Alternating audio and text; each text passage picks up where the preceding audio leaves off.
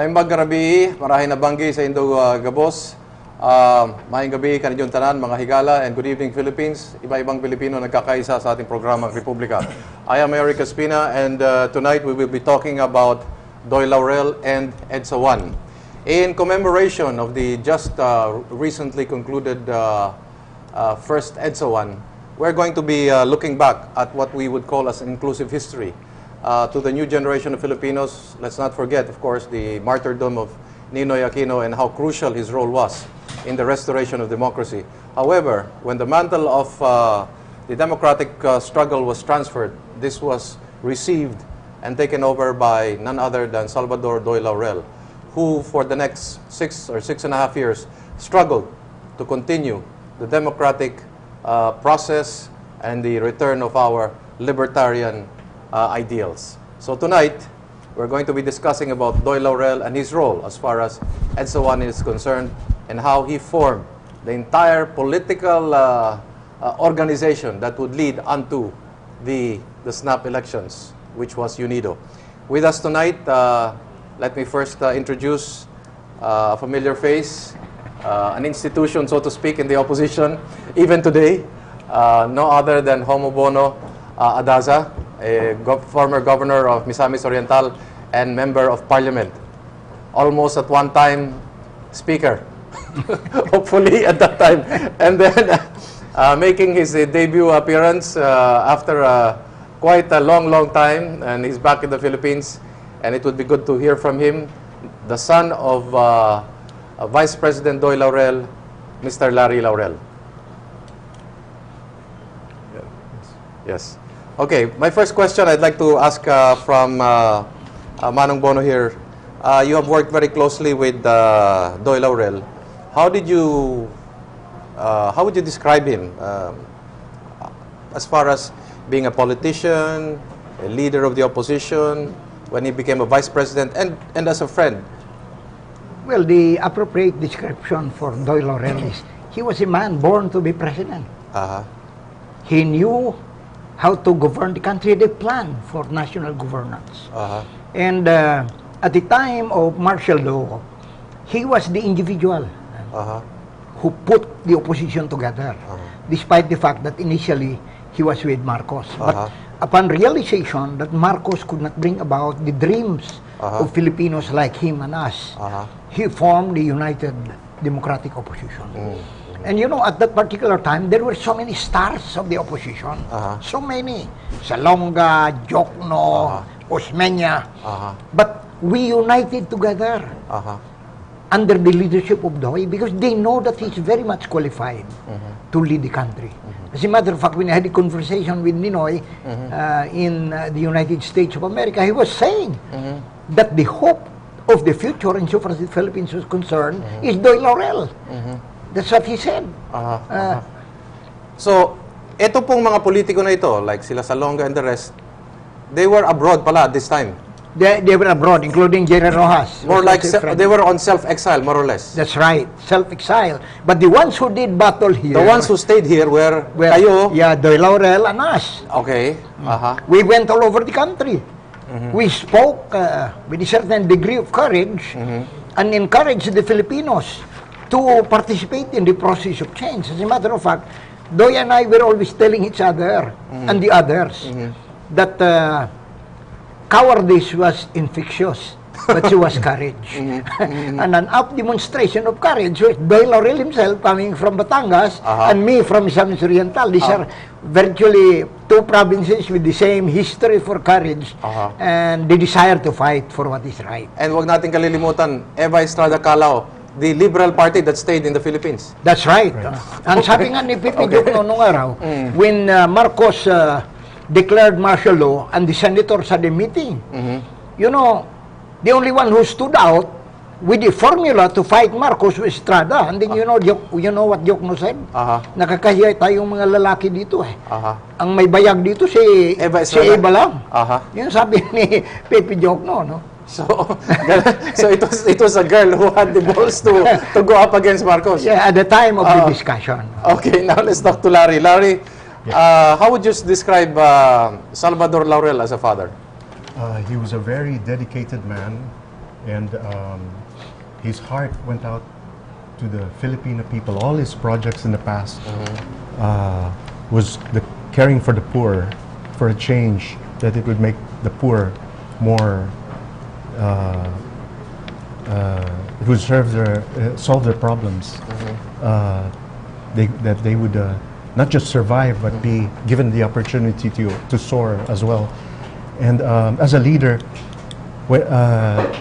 he and Ninoy were, if we were to speak of the post-EDSA, he was coordinating with Ninoy when Ninoy was in Boston, and Ninoy and him had this agreement that Dad was going to run, and because of Ninoy's situation, he was going to be the campaign manager. And so that's what the plan was. I was in New York. There was no real rivalry between them, no? Because they were parang magbabarkada yung dalawa eh. Actually, if we were to put it in the 3-point thing, Ninoy and Dad had one goal at the time, and he told me this. He said, Marcos is weak and dying. We must save him. So it's not like we are going to fight him, no. Ninoy and Dad were supposed to save him before he would give in, his health would give in, and that they could help him dismantle the dictatorship and bring back democracy before he dies. Because if he dies and the wrong people take over, it would have been a Holocaust. And that's what Marcos himself was concerned about, and 3 of them as well. They were all 3. They were buddies, no? They were buddies, Opsolonian. Malalim ang pagsasama ni Doy at Ninoy. Aside from fraternity broths, it goes down to history yata, no? Between your family and their family. Yes. So we can really say na there was no, how would you call it, political ambition against each other, no no? political ambition, but the national interest was always above right them. Above them. Yeah. There is a common thread among the 3 of them. Yeah. Okay. Because I've had conversations with all of them. Yes. Including Marcos. Even if we were opponents of Marcos, he was a Opsilonian, I was a barbarian at the University of the Philippines. Okay. But there was a common thread among the 3 of them. Marcos, Doy, and Ninoy dreamed dreams for the country. 2, the 3 of them are graduates of the UP College of Law. And that's a brand you cannot dispute, because any UP Law graduate has a soft spot for another UP Law graduate. And the 3rd is that the 3 of them were Opsilonians. You know, in the University of the Philippines context, membership in a fraternity, especially the biggest and strongest fraternity at the University of the Philippines, it's a brotherhood that even transcends the actual, transcend politics and transcend actual brotherhood. And in the brotherhood by consanguinity, it even extends beyond that. So they really share the same dreams, the same background, the same goals, and it's understandable that Marcos would not leave the country to other people except to UP Law graduate, and especially abroad in the fraternity who dreamed dreams that he did. Siguro panahon na ng UP, siguro magkaroon na naman ng sa Malacanang. How right you are. Okay, but Larry, let me ask you something. Yes. The relationship between both families. Ninoy was godfather to... Oh, he was godfather to be. As a matter of fact, when we met in New York, I was going to make a go in New York for like computer science. That was my career. And then he spoke to me. He said, in his own words, he said, one of you children, I'm the godfather to one of you children. And as I said, it was me. And he gave me a big hug and he said, you must come back because we're going to try to save Marco from his situation. And the situation that he was in was that he was dying with lupus. And we were running out of time. And so the time was ticking, and before Marcus would fail, his health would fail, we would have to get in and dismantle the dictatorship and bring back democracy. Susie was also, how was it? Who was the ninong to the kasal? Ninoy was also ninong of whose wedding? Was it Susie? Susie Yes. was I think in a, Or was it if I'm not, was also baptism or should I say marriage? marriage? Marriage, I think. Is it true that Ninoy gave you a beautiful horse? Yeah. At the time because he would rarely come. He was very busy. Ninoy was the type that would move alone. He wouldn't bring his family. Okay. This would be very rare. He would just go here and there, and so he'd visit us sometimes, and he'd say a way to make up was just to say, "Oh, I've got you a, you know." Is it true you went to Hacienda Luisita? I read this in your book. You went to Hacienda Luisita and they presented you with the horse. Actually, it was my father and mother. They were there, and he was showing what he was doing there, and then he showed the horses that were transported. Okay, Mano, let me ask you, because you wrote a book, no? And for those of you who have not seen the book, and it's a very beautiful reading, no? You should try catching this. It's fantastic reading, especially before elections, so that you will get the blow-by-blow account, literally blow-by-blow account. And on page, on chapter 6, you talk about Doy Laurel as a man of La Mancha with his favorite song, Impossible Dream. How come you describe him as such? Because, most of the people I met, and especially Doy, we always think about dreams. Not dreams for ourselves, but dreams for the country. As a matter of fact, the slogan of the Nacionalista Party came from him. Ang bayan higit sa lahat, country above all else. No? So these were the dreams. Unlike many of the politicians these days who are dreaming of themselves, not of the country. So, keeps on singing, as a matter of fact. Because he had a fantastic voice. Baritone voice. Among politicians. Sang well in any place in the world we have been to. And I've traveled with Doy in many places in the world. Maybe more places than Larry. More places. And maybe I've shared more secrets with Doy than with you and with Larry. Because we're just like more than brothers, as a matter of fact. Brothers in dreams, in struggle, and everywhere. And I started also learning to sing the Impossible Dream, Man from La Mancha, because I know that somewhere along the way, the dreams that we were dreaming for the country were not impossible. They were possible dreams.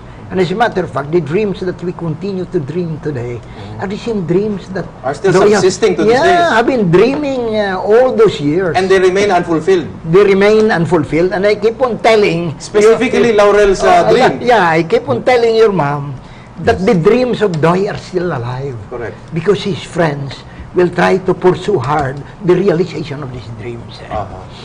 But we're talking about EDSA 1. It seems to have been, I don't know, I don't want to use the word hijack. It's all yellow.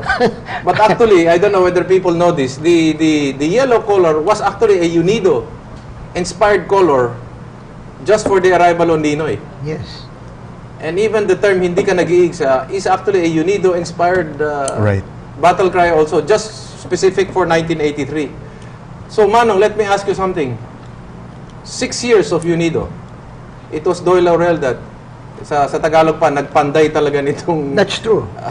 nagtanim ng binhi, nag-alaga nito, nagpatubig, nagpainit nito. Bumiyahe pa kayo sa Amerika. Yeah. Why was Doy Laurel so enamored about consolidating the opposition? Because to win against Marcos, with the formidable force of Marcos, it was important to unite the opposition. And at that time, there was a brilliant man from the opposition, particularly coming from the UP College of Law. And Doy was saying, we should unite to fight Marcos. And everybody was saying, anyone can run against Marcos, but it was a unanimous consensus coming from Ninoy and the others that Doy should be the one to run for president against Marcos. But in further studies, I talked with him when Cory came back. No? Before you make that point, let me ask you something. Among politicians, of course, there's this certain feeling that, bakit ikaw, hindi ako? How come between Ninoy and Doy, they didn't feel this kind of a sentiment na Ninoy was willing to give in to Doy Laurel? It was not there because, the kind of politicians we had at the time we're really concerned with the people, concerned with the country. So as far as Ninoy was concerned, it was okay with him to give it to Yeah, Doy it was Laurel? okay with him. And, you know, when Doy answered the telephone, he was answering the telephone in the house of Lupita. And Ninoy and I were just there. He sat down, I said, and he told me, Doy is it. Doy is it. Doy will be our candidate. That's for what president. Ninoy said. That's what Ninoy told. Now, told question me. is, in these present times, under term limits, etc., etc., it's very common to see, you know, when the man can no longer take over or run for public office, they give it to the wife. Could you have ever perceived as an Upsilonian, as a lawyer, that Ninoy would have given it to Cory Aquino, the course. leadership of the country? Of course not. In the same manner that Marcos was thinking not to give the country to Imelda Marcos, more so in the case of Ninoy. How would Ninoy ever think that Cory would become... Could Ninoy, I mean, knowing Ninoy, could Ninoy have perceived the possibility of her wife ever becoming president? I don't think so. Not even the fringes of his mind. That would never have come to his mind. As a matter of fact, any UP law graduate who dreams for the people and for the country would not seriously entertain that idea of having the wife succeed him to be president. So, I'm positively certain that it did not appear even in the fringes of the mind of Ninoy, that Cory would one day become president. The tragedy is Cory liked it when Ninoy was already dead. Larry, what were you doing? What do you remember about those six years, very difficult years, dark days, But before, when your father was struggling for, you know, to lead the opposition, the restoration of democracy? okay, we were. This was when Dad was giving in to Cory. We were worried that there were 50 faceless or so advisors behind Cory that may wayward her towards the promises That she made. before the revolution. We were already thinking that it might have been, but we were giving her the chance. Yes. Benefit of the doubt. Benefit of the doubt. But of course, you know, that's what it led to, unfortunately. But is it true? I've heard this, and I can throw this to both of you, that in fairness to your father offered and even asked Cory Aquino, are you interested to run for president 3 times? Because your father wanted to be appraised of her intentions, being the former wife of her best friend. That's right. And, you know, and 3 times she refused this. Is this true? Bono would know. I've heard of that. And as a matter of fact, during the first few days after the burial of Ninoy, we had conferences with Cory. And they knew me to be in fight with Doy Laurel. As a matter of fact, in one occasion, Cory was telling me, "Why are you my enemy?" Okay. I said, "How can I Exactly. be your enemy when your husband was my friend?" Correct. I cannot be, you cannot be my enemy. You are a friend. And then Cory never evinced any desire to run for president. Yes. Because she knew she was not qualified to be president. Our mistake in the UNIDO is we did not insist on the immediate formation of the UNIDO ticket. And you have a vice president to Laurel. Yeah, and As close, in your book. and close all avenues to the entry of Cory and the members of the family, because it was some members of the family and a part of the Council of Trent that really pushed Cory to run for president. She was not interested at the beginning. She became interested only along the way. Now, two points I'd like to make. I was able to interview Manuling Morato in the same table. And if my memory serves, he said that in 1984 or thereabouts, he sponsored a meeting between Cory and Stephen Bosworth several times. And it led to the US government donating a figure or an amount that even Pacquiao has not yet made in his lifetime. So that puts to question the idea of the reluctancy of her candidacy. That's one point. The second point, and only the women was able to notice this, and not the men, because if you remember in 1984, when there was a campaign for Di Batasan, Yes.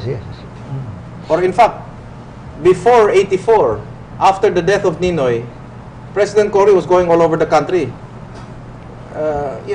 telling Yes. everybody what happened in the tarmac.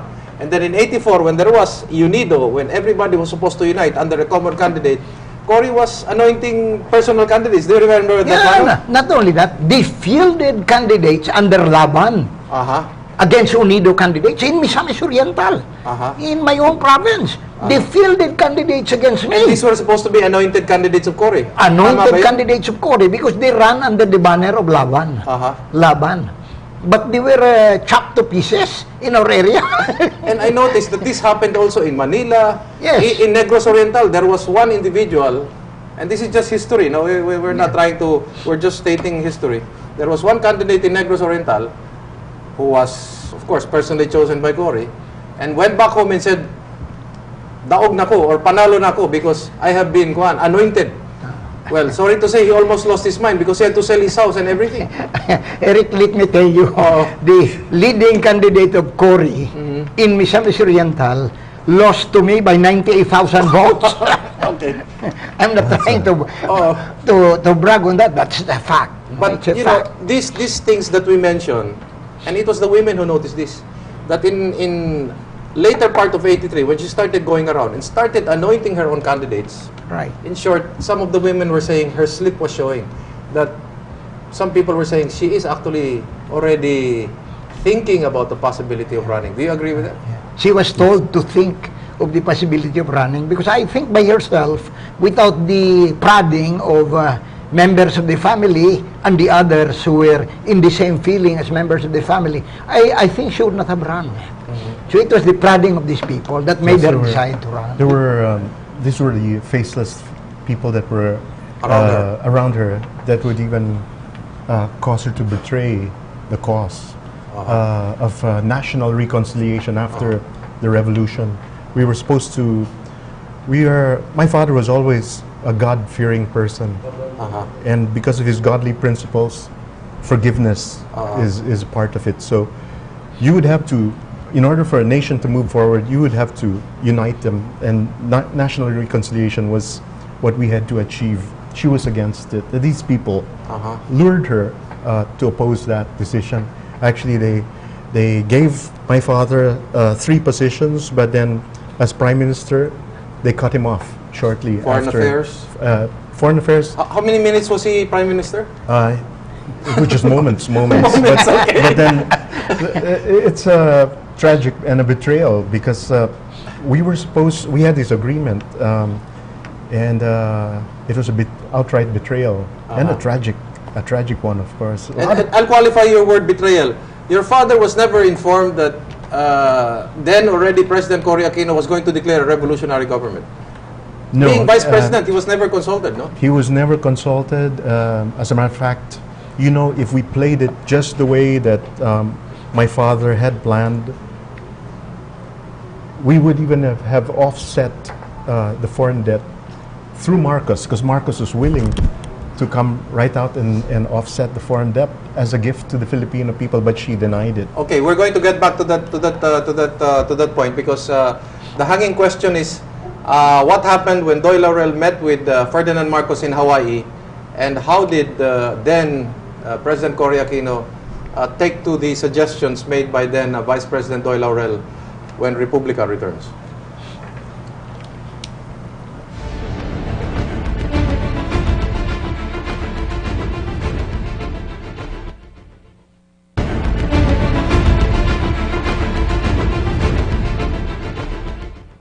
Okay, you're back with us in Republican. We're talking about Salvador Laurel and EDSA 1. We're talking to Governor Homobona Daza of Misamis Oriental and Larry Laurel, the son of then former Vice President Doy Laurel. Larry, I remember your father then wrote a letter officially informing then President Cory Aquino that he was going to meet with then Ferdinand Marcos already in Hawaii. And then what happened during the discussion? Maybe you can give us a...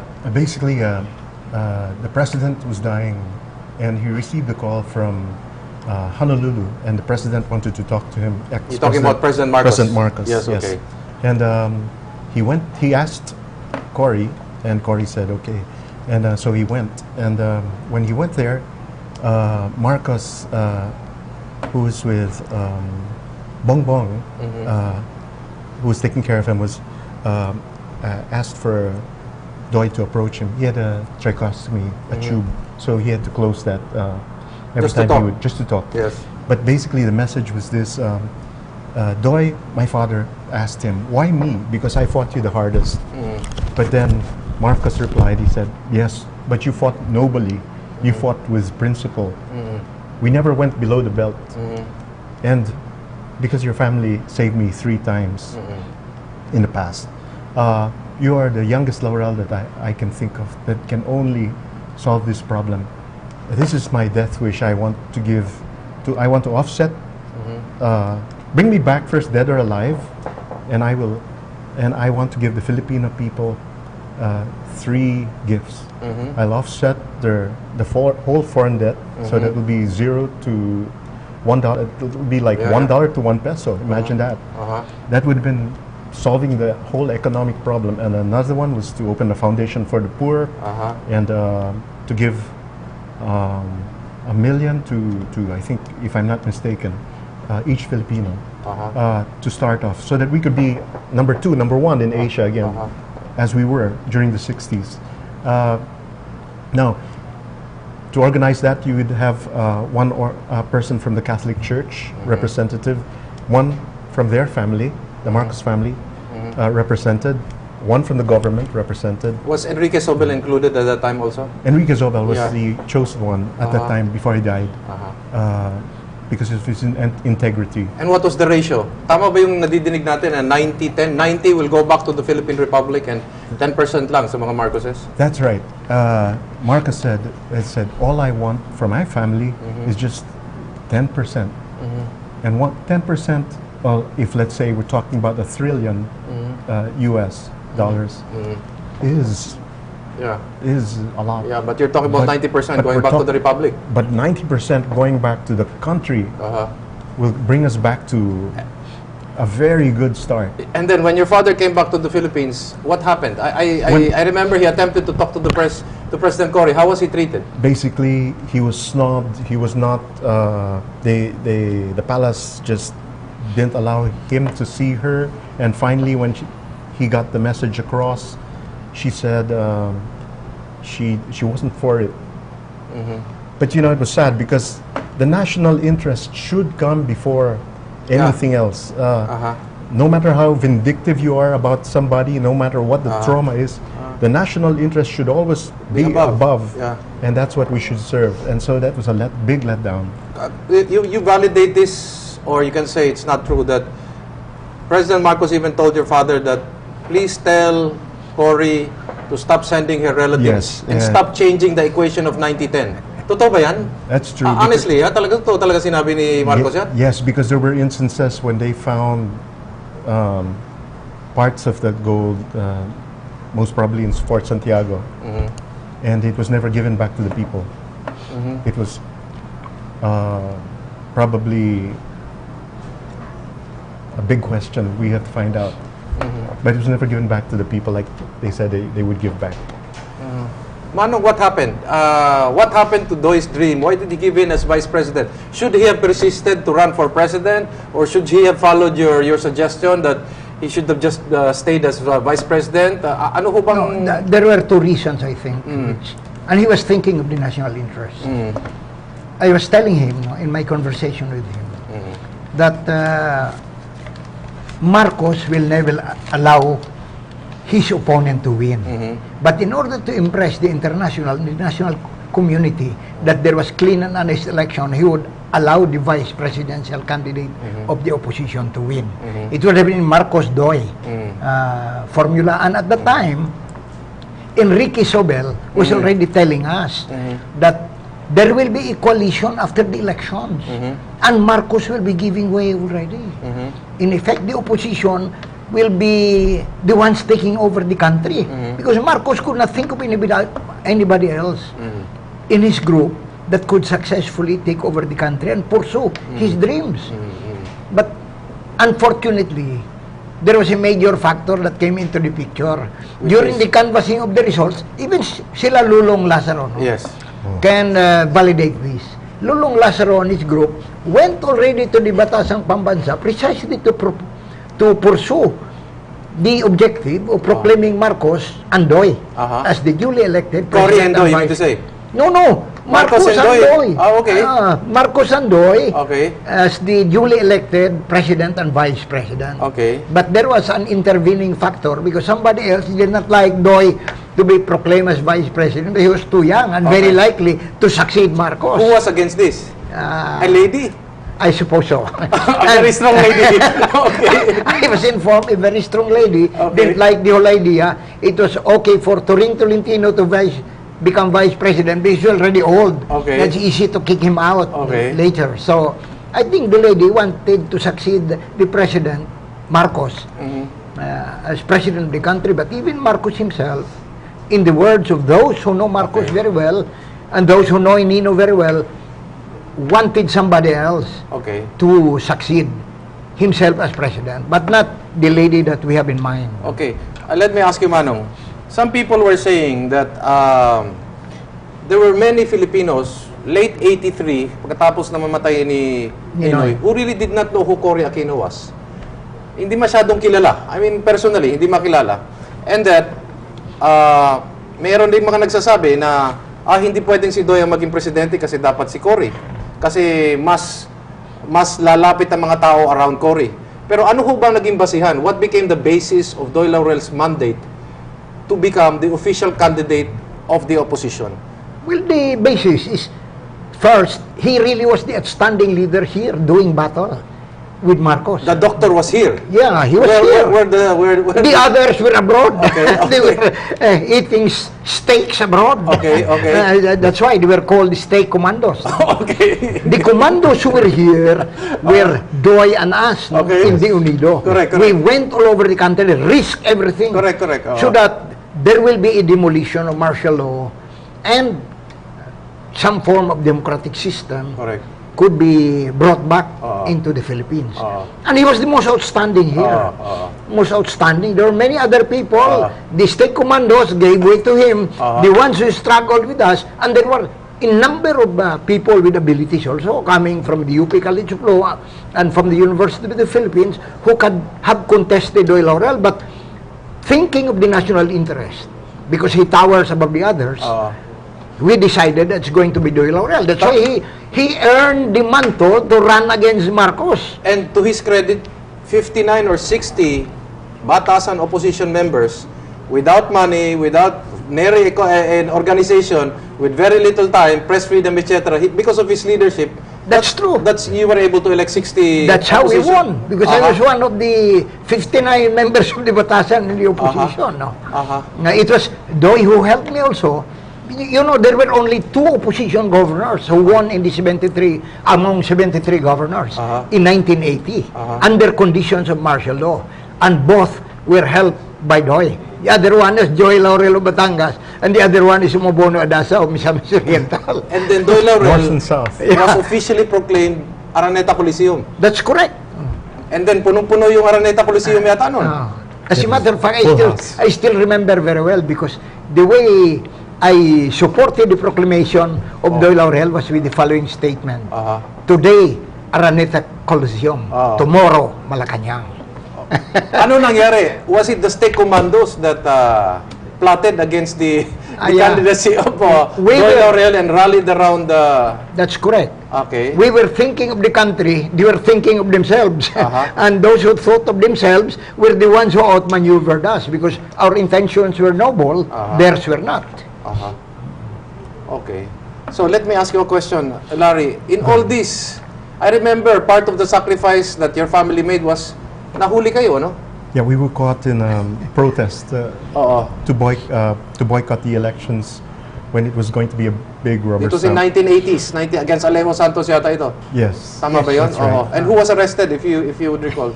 We were all arrested. Sino? Your mother? Mother, Kokoy, Kokoy, myself. yourself? Yes, everybody was locked up and later on released.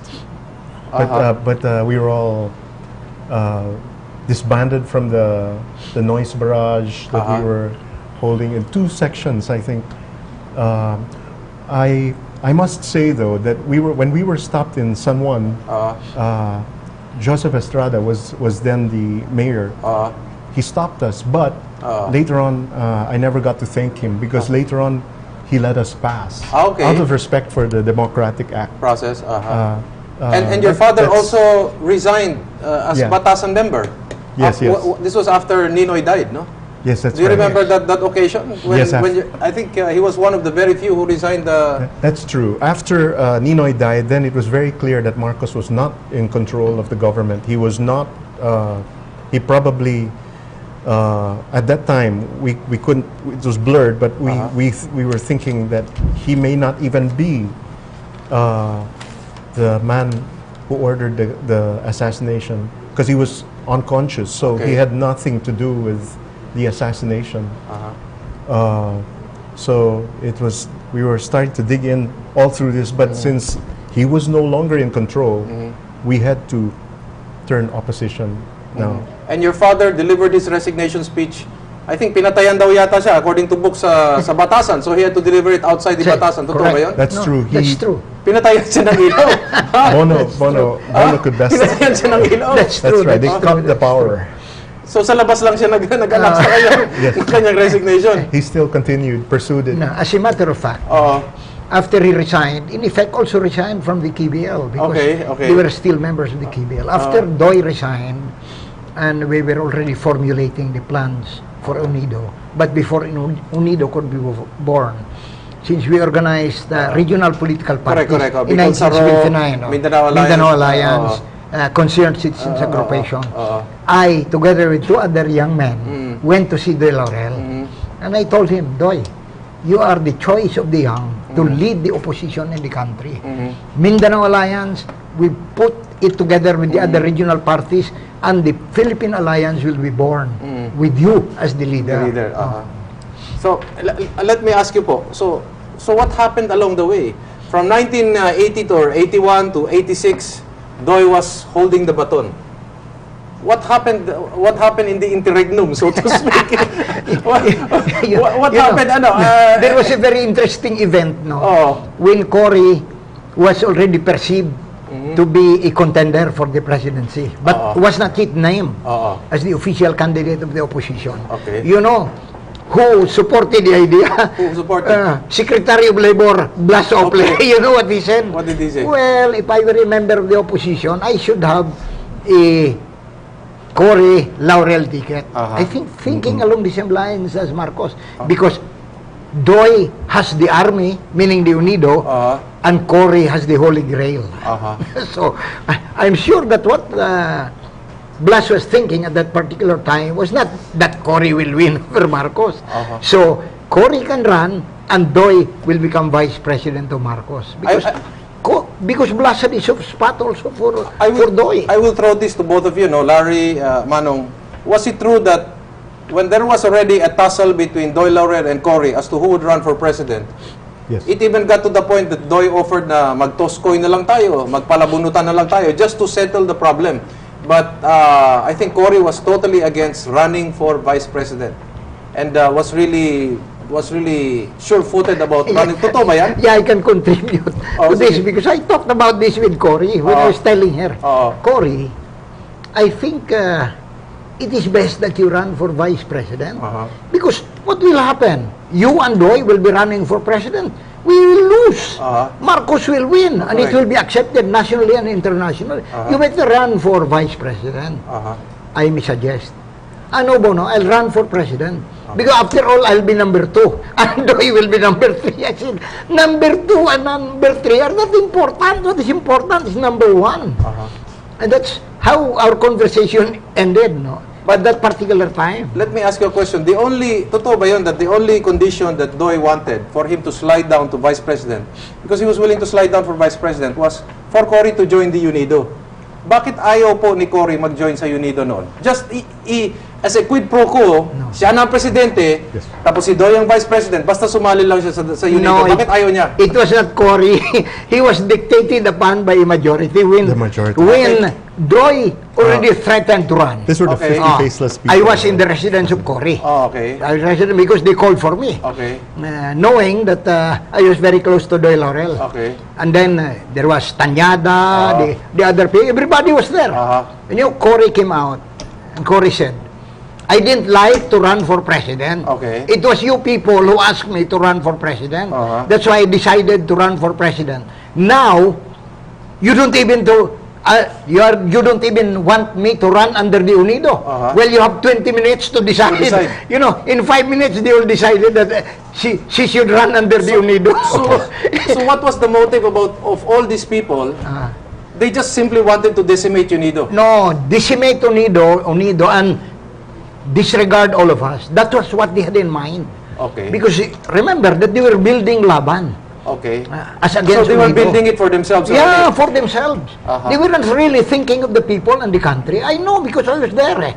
I was at the center of things. And subsequent events Prove me right. validate that they really Right. decimated the... I was proved right. I was proved That's right. true. After the revolution, we found ourselves 10 years behind instead of forward. We were changing a constitution that was in effect Yes. good for the country. All we needed to extract there was the one-man rule. Through an amendment, they could easily vote that out. But we could have used that and saved money instead of spend for a new constitution, which is not even as good as the Marcos constitution. So we lost money, we lost time. We were 10 years behind. Yeah. We could have put that to good use and spent on Your other things. father was against the declaration of a revolutionary government. That's right, because it confirms the betrayal of everything that they spoke about and agreed. Wala sa usapan yun, ano? That was never in the Yung, agreement. Manong, yung pagpapaalis ng mga officials, wala din sa usapan yun. Wala ano? sa usapan yan. As a matter of fact, no? Yung massacre ng mga local officials, wala yun, no? Sa When usapan. we were informed already that the inner circle of Cory wanted to declare a revolutionary government and they would abolish the batasan, abolish the constitution. We had a meeting Yes. in the house of Speaker Laurel. I was seated next to Speaker Laurel, and on my left was Muñoz Palma. Okay. When I read the proclamation, martial law proclamation, the abolition of the 1973. 1973 Constitution, and Larry was kind that the Constitution of Cory was not as good. It's the worst. You're very kind. Okay. And you know, when I read it, you know, Palma, Siling Palma. the late Siling Palma, banged her fist on the table. And the cup of coffee was near me, almost got upset and spread all over me. It's a good thing I was able to hold on to it. And you know what Siling Palma said? What did she say? I was betrayed. Those were the words. Those were her words. I was betrayed. Kasi wala sa usapan. Wala sa usapan yan. Yung lahat nilang ginagawa later, we're not a part of the agreement. Cory was not supposed to be the effective president. She was a ceremonial president. That's the agreement. Because But- she knew very well, and everybody knew. So did she become co-conspirator after the fact? Yeah, in a sense. In a sense. Ganun ba? In a sense. Kasi sumali na siya eh. Oh, sumali because Pinag-aalis na yung mga local officials. Ito pala, she was Ito told sila. now. She was Yes. told. Yeah. Oo. You know, I was told that all these agreements are not valid anymore because the EDSA wrote them away. Abolished it away. Abolished all of them. Oo. There are no commitments before EDSA that are valid anymore. Okay. So it was EDSA. New ball game. Yeah, that defined the new ball game. That's why, you know, one of the reasons why I really parted with them is a few days after they abolished and removed officials, I told Cory personally, you know, you should not remove everybody here. Like, there are people who are highly qualified, Yeah.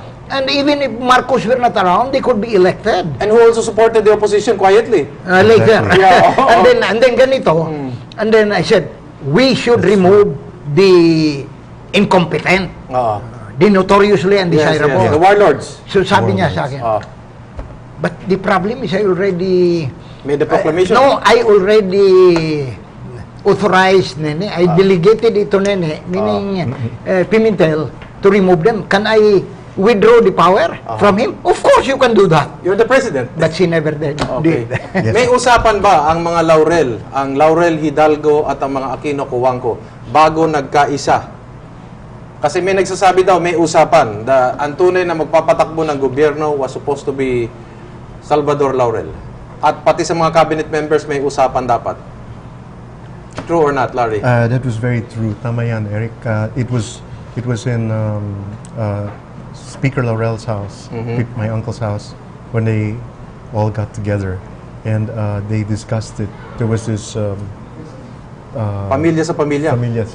pamilya, and they had this agreement. So parang pakapalan ng mukha na ito talagang mukha sa mukha na ito eh. Exactly, Oo. exactly. And Eric, ito, no? Oo. At hindi sinunod ang usapan. Okay. In the trip to Exactly. Tokyo, Oo. Cory with Ambassador Laurel, no? Yes, Maning, yes, di ba? Maning. Ang sabi rin ni Cory, Maning, masarap lang maging presidente. Ambassador, Pepe. That's why I put it there. Pepe. Very briefly, Pepe. Manong, in your book, page Tito Pepe. 197, you said Cory knew nothing about running government. Two, that it was supposed to be Doyle Laurel that should be the leader of the government because he was well prepared for it. And third, the country at that time could not afford a lackluster administration after martial law. That's correct. But they all violated whatever agreements we had because according to them, it was written off by EDSA. I don't know who formulated that very queer and weird theory. It must be members of the Kamag-anak Unlimited Incorporated.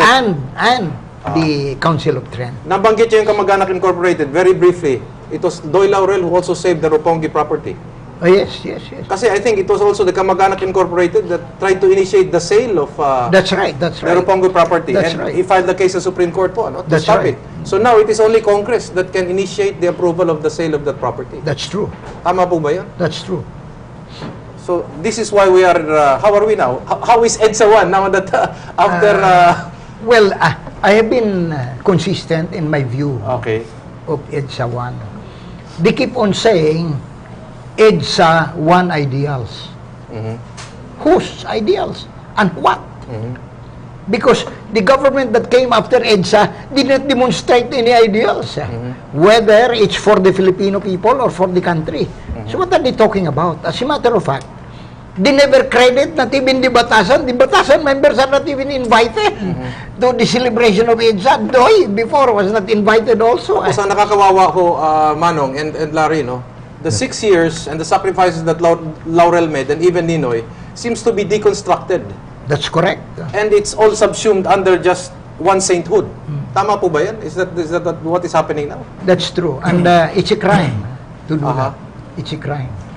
That's right. And by the way, this is also part of my sequel to To the next Leader book. from Okay. Marcos to Arroyo in a new book that will come out at the end of March, which is Presidentiables and Emerging Upheavals. Okay. Before I forget, tama po ba that after 6 years of the Cory administration, after millions even in fact buried Ninoy Aquino, tama po ba na nung pagkatapos yung dapat na susunod na presidente sana kung nagsama lang ang si Imelda at si Dangding, dapat KBL administration sana. Totoo po ba yun? Ha? Kung nagsama lang yung dalawa, Ay, nagsama. nag-shift ang publiko dahil nagsama doon sa 6 years? No, that really would have been the case. I think. Ganun ang nangyari, no? I'd likely to agree that these two people united, it would have shifted back to the pre-86 year.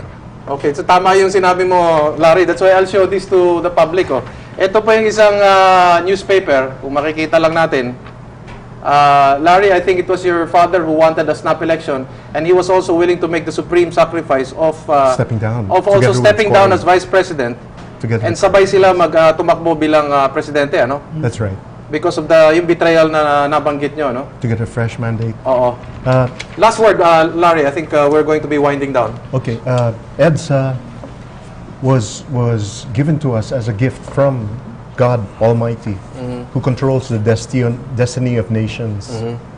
If the leader just followed that godly principle and did not wayward from all the promises that we agreed upon, then we would have been in a better place today. And But this is a tragedy, and it's a lesson for us all. Never to fall into it again. But our hope is in God, and we shouldn't falter or let go. We should just continue, follow Him, and be inspired to be good leaders. And we will also have the conscience against corruption. Okay. Manong, last words? Eric, I remember very well these lines for a very famous poet, and as a reminder to those who would like to be leaders in this country. Not gold, but only man can make. A people great and strong, men who for truth and honor's sake stand fast and suffer long. Brave men who work while others sleep, who dare while others shy. They build the nation's pillars deep and left them to the sky. We want these brave men to surface sooner than many people think. Yeah. That's We cannot say anything after that. We had a great show. We'd like to thank, of course, Manong Bono Adaza here, who is always very colorful and remains to be one of the very few and rare flames that continues to light the torch and hopes of our people. And we always welcome him every time we have a chance to invite him. And of course, we are also very happy to have invited Laurel. Godspeed to the family, and we hope we will see more of you, and you will speak up some more so that history will be more balanced Thank you, Eric. than what it is today. And this has been Erik Espina. As I've always said before, with the coming May elections, voting is an intellectual process. We have to think substantially about who we're going to vote for the next 6 years. 6 years, mind you. We cannot just be sentimental about it. We cannot be emotional about it. If we just simply use our hearts, we may end up heartbroken. Again, please get involved with your government, or else your government will get involved with you. And unless it may end up, you won't find a sinner, but a saint. Or rather, a saint. Instead of a saint, you'll find a sinner. Thank you and good night.